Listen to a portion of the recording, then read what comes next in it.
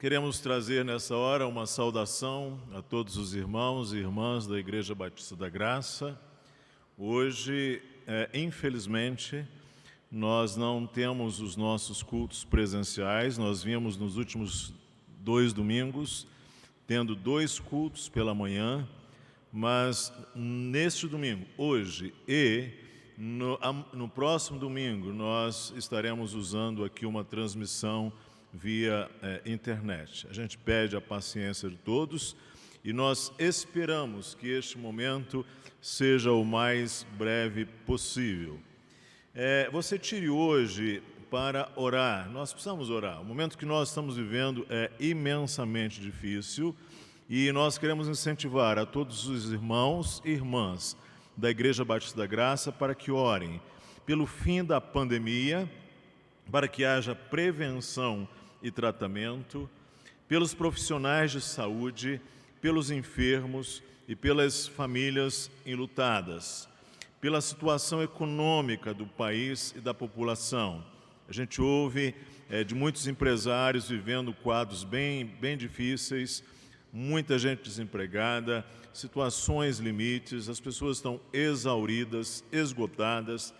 Vamos orar pelas autoridades federais dos 3 poderes, Poder Legislativo, os deputados e senadores, o Poder Executivo, o Presidente, o Poder Judiciário, ministros e juízes.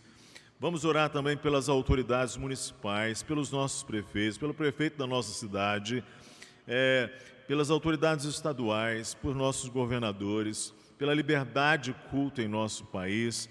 Vamos, irmãos, vamos tirar o dia de hoje para orar e vamos fazer isso agora. Vamos falar com o Senhor nesse instante. Nosso Deus, Deus de toda graça, Deus de toda bondade, graça, misericórdia, que nos tem, por meio de Cristo, enriquecido as nossas vidas com redenção, sabedoria, poder no Espírito Santo. E nesta hora, Senhor, nós queremos, humildes e limitados que somos, pecadores que somos, remidos, entretanto, pelo sangue poderoso de Cristo, suplicar ao Senhor, por toda a realidade que nós estamos vivendo, que nos coloca em situações muito limites. Nós somos uma geração despreparada para o sofrimento. Nós somos uma geração que cresceu com a realidade da morte nem sempre tão presente ao nosso redor. E agora nós estamos assim. E nós queremos pedir ao Senhor que venha em nosso socorro, ajuda-nos a viver esse tempo, ajuda as nossas autoridades, ajuda os nossos governantes, as autoridades de saúde, os médicos e profissionais, os cientistas que estão imbuídos do melhor desejo de servir ao próximo. Nós pedimos para que haja tratamento para essa situação, para que nós saibamos lidar com toda esta pandemia.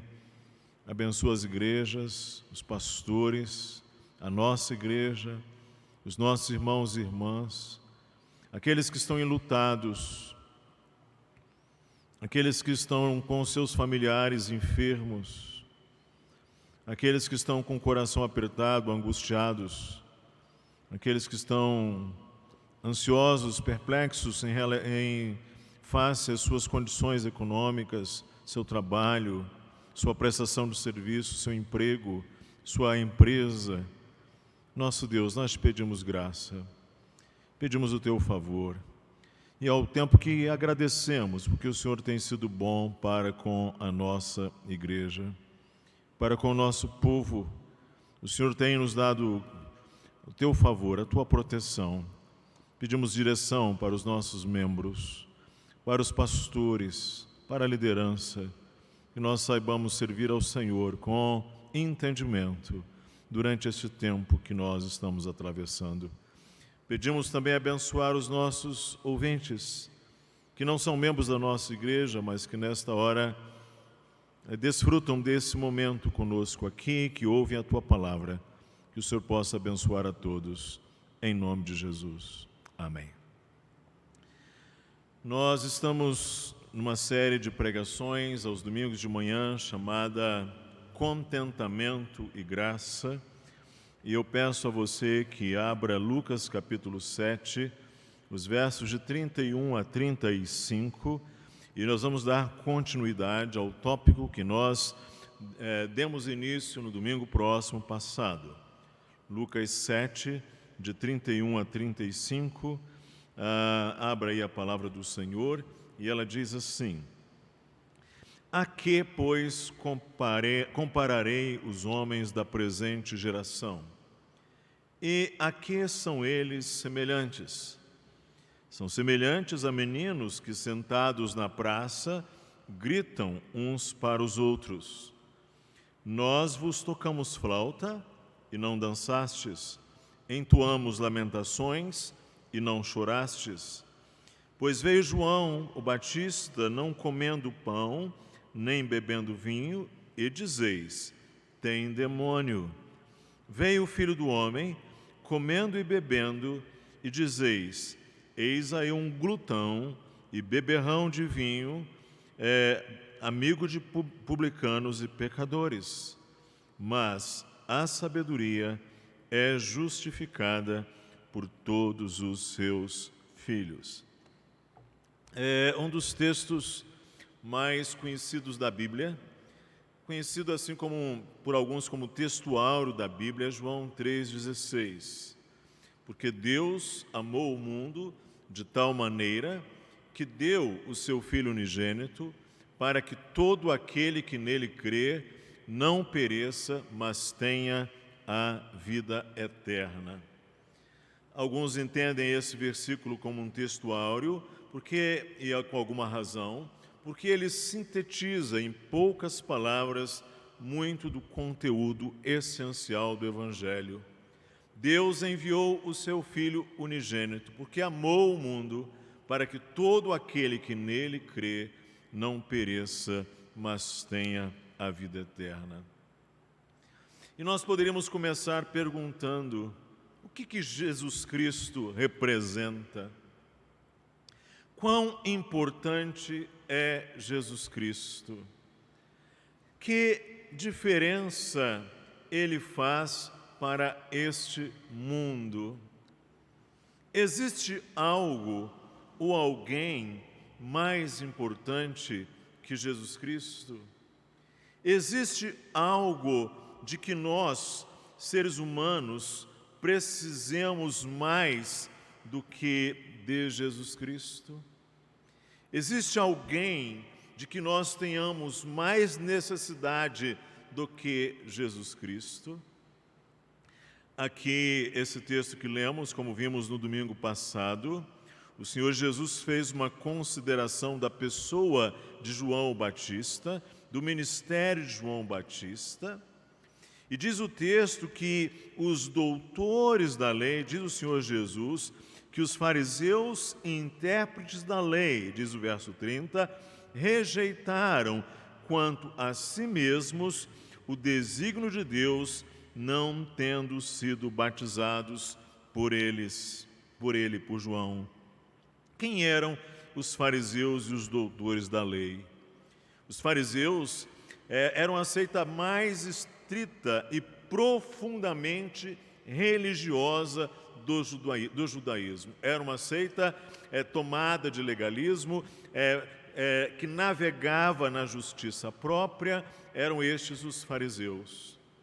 Os doutores da lei ou intérpretes da lei eram, assim como que advogados ou juristas, eram os que preservavam e copiavam as Escrituras, mas também eram mestres. Muitos deles eram fariseus, embora nem todos. Os intérpretes da lei, eles formavam uma profissão, uma especialidade. E Jesus faz aqui referência àquelas brincadeiras de crianças nas praças, nos seus dias. Brincadeiras envolvendo músicas, em que uma criança ou um grupo desafiava o outro mutuamente E Jesus fala que são semelhantes eles a meninos que na praça gritam uns para os outros: nós vos tocamos flauta e não dançastes, entoamos lamentações e não chorastes. Entoar lamentações, como vimos, e chorar é brincar de funeral. Lembrava-se o ministério de João o Batista. João não comia pão, nem bebia vinho. Ele era alguém austero, vivia no deserto, tinha uma vida regrada, disciplinada, em absoluto, não tinha um contato cotidiano com as pessoas. Ele era alguém que estava isolado. É como se no ministério de João houvesse um convite: vamos brincar de funeral. E aí o que aconteceu com os fariseus e intérpretes da lei é que eles atacaram, eles macularam a imagem pública de João. Eles desdenharam. Rótulos e apelidos tendem a ridicularizar as pessoas, e a teologia deles os conduz à seguinte rotulação de João, que está aí no verso 33. Ele tem demônio, é um louco, um endemoniado, possuído por alguma força estranha, algum poder estranho, é um esquisito. Ou seja, aquele grande dom de Deus, aquele grande profeta de Deus, aquela voz de Deus, aquele sopro do Espírito chamado João Batista, eles reputaram como um louco, como um endemoniado, como alguém possuído de algum poder ou força estranha. Mas aí Jesus então avança seu raciocínio. Já que as crianças não queriam brincar de funeral, então talvez quisessem brincar de festa de casamento. De que você quer brincar? De festa de casamento ou de cerimônia fúnebre? E aí, aqui Jesus diz: tocamos flauta e não dançastes. Tocar flauta e dançar é brincar de festa de casamento, dia de alegria, com seus rituais, suas procissões, seus cortejos. A música de casamento, então, fala do ministério de Jesus. Ele come como qualquer um, ele come e bebe com pecadores, ele entra na casa do publicano Zaqueu, ele veste-se como uma pessoa comum, ele se veste e se situa como um homem do dia a dia, e ele começou o seu ministério providenciando vinho para um casamento. Ele multiplicou o pão e os peixes e deu a fartar a milhares de pessoas. O ministério de Jesus era marcado pela alegria. E ao que parece aqui na comparação de Jesus, na alegoria de Jesus Cristo, um grupo de crianças desejava tocar casamentos e o outro desejava tocar funeral. Mas não houve acordo na brincadeira, porque nenhuma das propostas foi mutuamente aceitável. Nós vos tocamos flauta e não dançastes, entoamos lamentações e não chorastes. Pois veio João Batista, não comendo pão nem bebendo vinho, e dizeis: tem demônio. Mas aí, os fariseus e intérpretes da lei não reagiram bem a nenhuma dessas formas de pessoas e ministérios. Vejam o verso 34. Veio o Filho do Homem, comendo e bebendo, e dizeis: eis aí um glutão e bebedor de vinho, amigo de publicanos e pecadores. Ou seja, associa-se a imundos como os publicanos e a pecadores como as meretrizes. Jesus estava em companhia dessas pessoas. Então, na verdade, para os intérpretes e fariseus, nem João, nem Jesus Cristo fizeram aquilo que eles queriam. Não satisfizeram as suas expectativas e eles foram contrariados.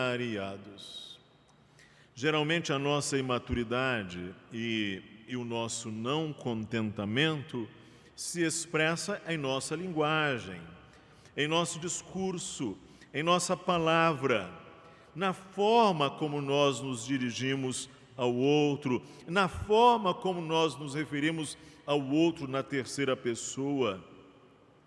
Como é o discurso deles em relação a Jesus Cristo?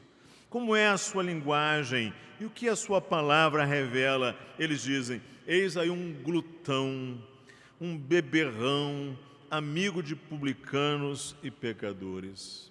Você está observando isto? É uma linguagem rude, é uma linguagem ofensiva, é uma linguagem depreciativa, agressiva, tem demônio, louco, glutão, beberrão, seria assim hoje, cachaceiro, pinguço, manguaceiro, amigo do copo, amigo dos imundos e ladrões, companheiro de meretrizes. É isso que eles estão querendo dizer. É uma linguagem que visa destruir a imagem e a reputação de Jesus Cristo. E há uma conexão, a gente lembra do que diz o Senhor Jesus no Sermão do Monte, que há uma conexão entre esse tipo de palavra e o sexto mandamento, não matarás, porque no final das contas a ideia quer destruir a pessoa. Porque quando se quer destruir a reputação da pessoa, o nome da pessoa, a imagem da pessoa, o que se quer destruir, na verdade, é a pessoa. Por isso Jesus situa esse tipo de linguagem quando trata do sexto mandamento, que diz: não matarás. Jesus Cristo ensinou isso no Sermão do Monte. E qualquer que disser a seu irmão, raca, tolo, louco, será réu do sinédrio, e qualquer que lhe disser louco. Jesus está dizendo aqui, o que você quer não é ajudar o outro, não é promover o bem do outro. O que você quer é ofender gratuitamente, destruir o outro. Obviamente, esse tipo de linguagem aqui é uma linguagem inconsistente e contraditória, pois no fim das contas não dá devida atenção às suas próprias fragilidades. Certa vez Jesus diz assim lá em Mateus 23, os versos 2 a 4: na cadeira de Moisés estão assentados os escribas e fariseus. Todas as coisas, pois, que vos disserem que observeis, observai-as e fazei-as. Mas não procedais em conformidade com as suas obras, porque dizem e não fazem. Pois atam pesados fardos e difíceis de suportar e os põem aos ombros dos homens. Eles, porém, nem com seu dedo querem movê-los. Havia uma contradição nessas palavras, naturalmente, que expressavam os seus sentimentos inamistosos, hostis em relação a Jesus. Eis aí um glutão, um bebedor de vinho, amigo de publicanos e pecadores. Sabe, irmãos, o livro de Provérbios, no verso 27, o verso 7, diz assim: a alma farta pisa o favo de mel, mas a alma faminta, todo amargo é doce. Então, aqui está um ponto importante. Eles rejeitaram o imenso privilégio e dom concedido por Deus. Eles rejeitaram o dom de Deus chamado João o Batista, não é? Aquele mensageiro, aquele profeta, aquele anjo, aquele que é maior, aquele novo Elias. Eles rejeitaram agora o dom de Deus chamado Jesus Cristo, não é isso? Esse Jesus Cristo extraordinário, não é? Veja os versos 21 a 23. Naquela mesma hora curou Jesus muitos de moléstias e de flagelos e de espíritos malignos, e deu vista a muitos cegos. Então Jesus lhes respondeu: ide anunciai a João o que vistes e ouvistes. Os cegos veem, os coxos andam, os leprosos são purificados, os surdos ouvem, os mortos são ressuscitados, e aos pobres anuncia-se-lhes o Evangelho. E bem-aventurado é aquele que não achar em mim motivo de tropeço. Ele é o Messias, confirmado pelas obras, por sua pregação do Evangelho aos pobres, aos humildes de coração. E quando foi ao Jordão para ser batizado por João, João de início recusou-se a batizar Jesus Cristo, dizendo: eu é que preciso ser batizado por ti e tu vens a mim? Mas Jesus lhe respondeu: deixa por enquanto, porque assim nos convém cumprir toda a justiça. Jesus batizou-se entendendo que ele devia cumprir, ele, João, toda a justiça de Deus. O povo e os publicanos, vejam você, está aí o Senhor dizendo no verso 29, todo o povo que ouviu João e até os publicanos reconheceram a justiça de Deus, tendo sido batizados com o batismo de João. Ou seja, eles reconheceram a justiça de Deus, eles justificaram a justiça de Deus. E aí Jesus vai dizer no verso 35, a sabedoria é justificada por todos os seus filhos. Ou seja, quem é nascido da sabedoria, ou seja, o filho da sabedoria, o nascido da sabedoria, ele justifica a sabedoria de Deus. Então, eles reconheceram a justiça de Deus. Assim, Jesus Cristo reconheceu essa justiça de Deus no batismo de João. Muita gente arrependeu-se, confessou os pecados e foi batizada por João. E todos aqueles que são nascidos da sabedoria acolhem a justiça de Deus em Cristo Jesus, e isso tem acontecido a muitos, porque a sabedoria é justificada por todos os seus filhos, a saber, há alguma coisa no coração deles que faz com que eles acolham e eles de bom grado e com alegria justifiquem os dons sábios de Deus, como eram João e Jesus Cristo. Sabe, irmãos, isso nos diz algumas coisas. Primeiro é lembrar-nos aqui, com bastante solenidade, que dois dos maiores dons de Deus não contentaram aquelas pessoas. Nem João, nem Jesus.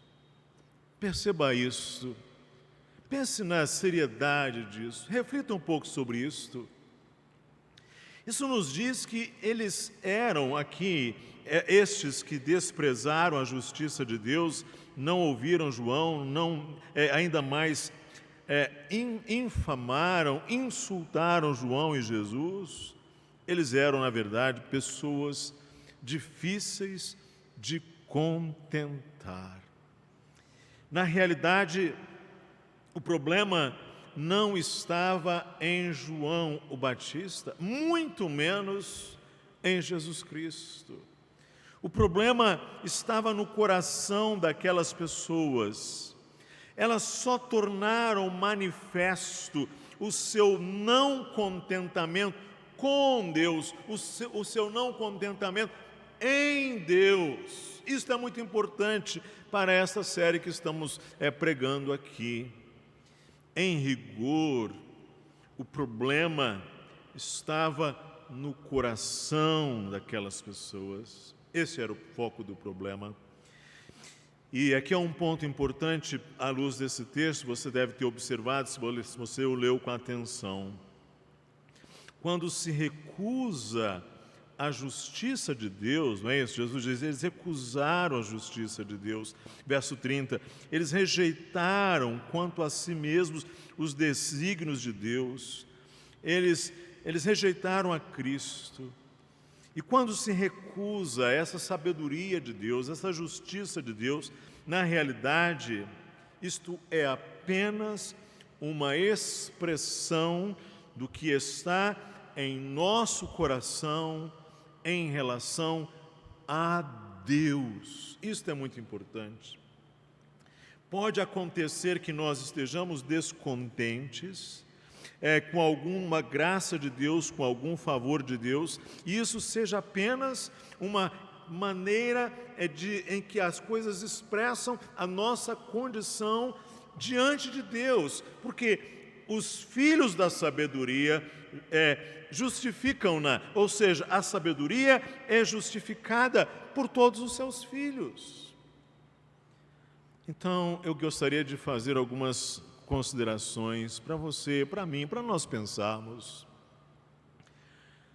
Nós devemos consultar o nosso coração à luz da palavra de Deus, à luz do Espírito Santo de Deus, à luz da verdade, porque é do coração que flui uma coisa dura, é do coração que flui uma coisa rude e hostil, que avilta o dom de Deus, que infama a graça de Deus, que despreza a justiça de Deus.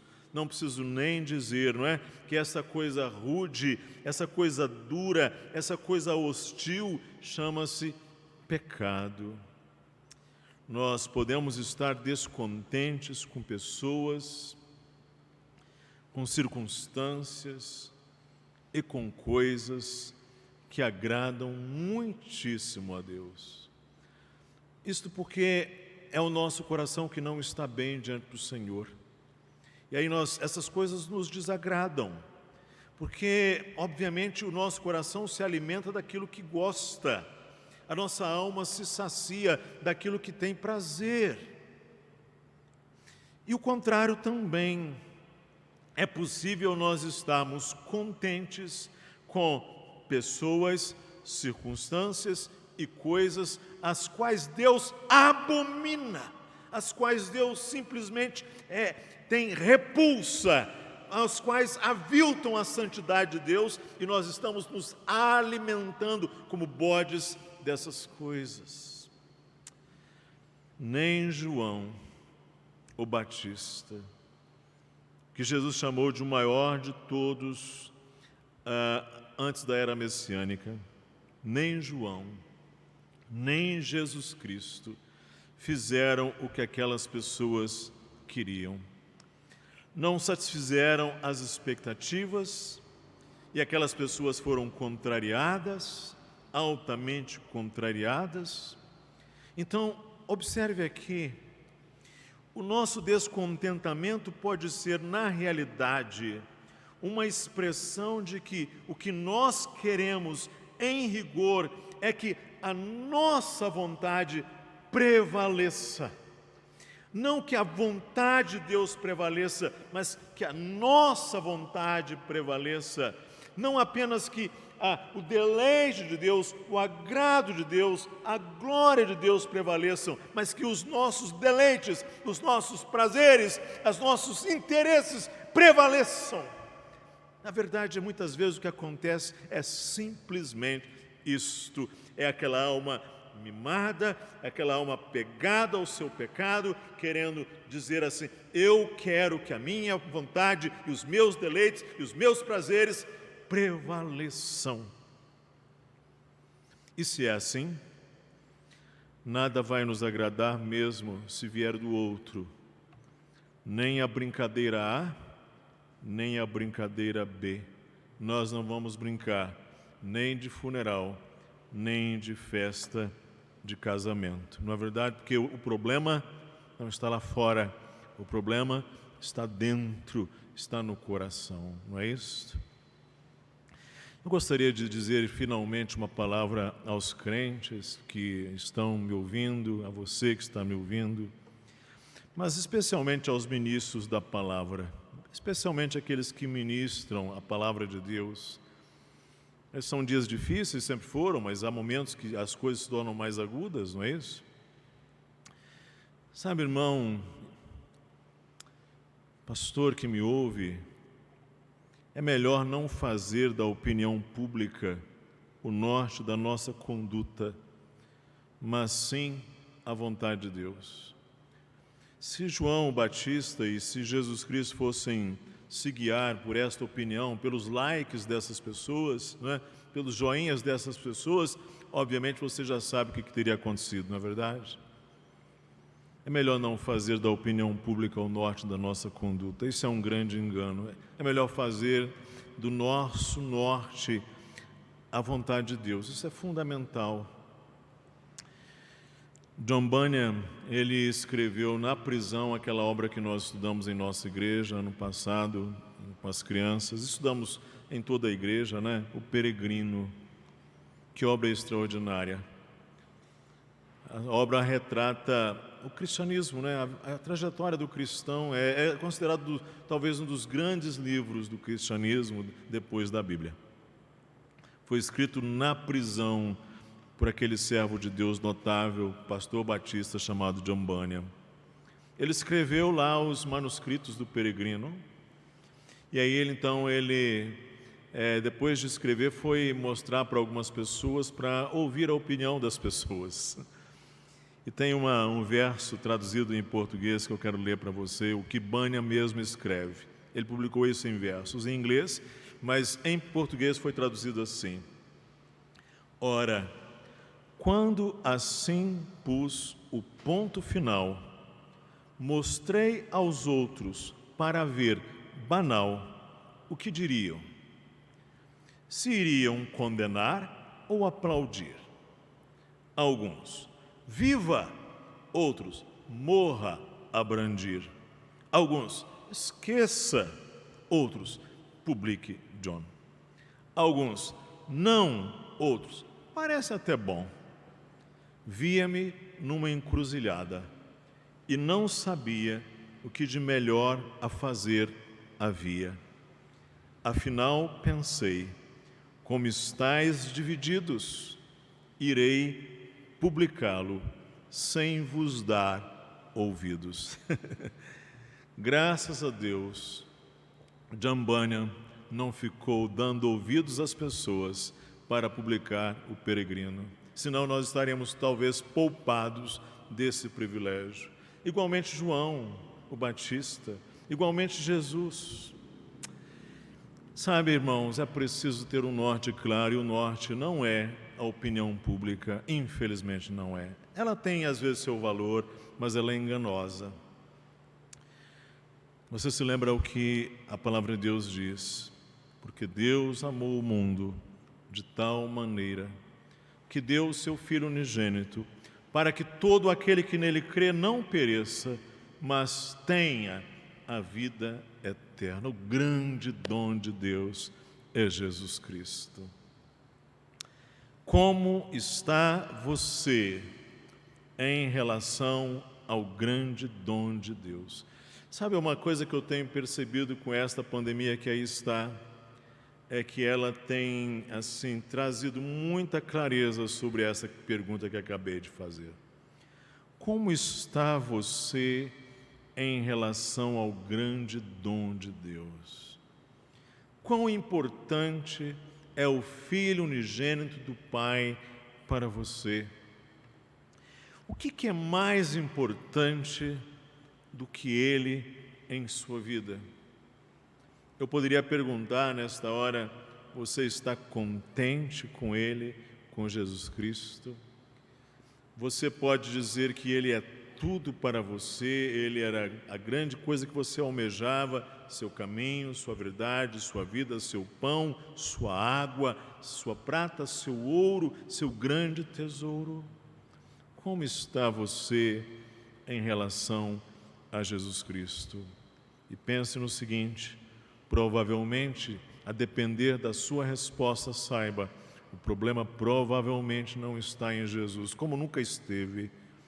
É necessário consultar o nosso coração e perceber se, no fim das contas, o nosso descontentamento não passa daquela velha fome que um dia a serpente semeou. Não é verdade?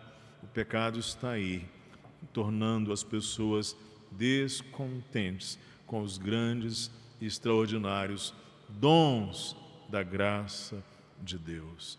Que Deus te abençoe. Que Deus abençoe a todos vocês. Que Deus abençoe você, sua vida, sua família. Que haja uma fome e sede de conhecer a Jesus Cristo. Amém. Vamos orar? Senhor, nós pedimos perdão. Perdão porque o Senhor enviou o Teu Filho, Jesus Cristo, Teu Filho unigênito, e nós o reputamos muitas vezes como pouco. Pode ser que as nossas palavras, as nossas confissões, as nossas profissões digam diferente, mas nós não agimos consistentemente com isto. Nós não sentimos consistentemente com isto. Nós não amamos de todo o coração, toda a nossa alma, de toda a nossa energia, de toda a nossa força, de todo o nosso saber, de todo o nosso entendimento. Nós não amamos a Cristo como deveríamos amar. Senhor, perdoa-nos e ajuda-nos. Ajuda a nossa igreja, ajuda aqueles que nos ouvem, ajuda os irmãos e irmãs. Ajuda-nos a, neste tempo em que os ventos sopram intensamente, que testam a nossa fé, ajuda-nos a justificarmos a sabedoria de Deus que nos veio em Cristo Jesus, o nosso Salvador. Que o Senhor nos abençoe. Amém. Deus abençoe você, Deus abençoe a semana de todos, Deus abençoe a Igreja Batista da Graça. Muito obrigado pela atenção de todos.